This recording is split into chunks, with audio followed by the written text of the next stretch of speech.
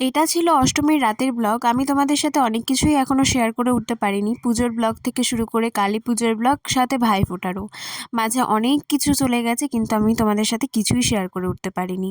তবে ধীরে ধীরে শেয়ার করব। আসলে শরীরটা খুব একটা ভালো যাচ্ছে না, যে কারণে আমি এডিট করে উঠতে পারছি না ভিডিওগুলো।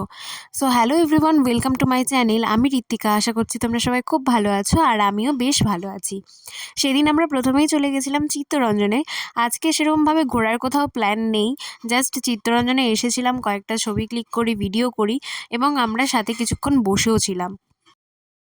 সবাই জানিও আমার এই লুকটা তোমাদের কেমন লেগেছে। সেরকমভাবে আর ভিড়ভাড়টা পছন্দ হয় না, যে কারণে আমি আর প্রিয়া মিলে চিত্তরঞ্জনে বেশ কিছুক্ষণ সময় কাটিয়েছি। ওকে টাটা করে দিই, কারণ ও আবার ফ্যামিলির সাথে বেরোবে বলে। আর এদিকে আমি, মা, বাবা তিনজনেই ফুটবল মাঠে বসেছিলাম, বেশ কিছুক্ষণ সময় কাটিয়েছি আমরা। আর আমাদের পাড়ার পুজো মানেই ফুটবল মাঠ, যে কারণে আমরা পাড়ার সবাই এখানে এসে বসে থাকি, সময় কাটাই, সবার সাথে অনেক গল্প মজা হয়। তারপরে মেলাতে যাই এবং কিছু খাওয়া দাওয়া করি। প্রথমে চলে গেছিলাম বৌদির দোকানে, কারণ ও এই বৌদি ব্লগে আসতে চায় না, আর আমি তার অমতেই এই ভিডিওটা বানাচ্ছি। আজকে আমি প্রচুর ঝাড় খেতে চলেছি, আমি জানি।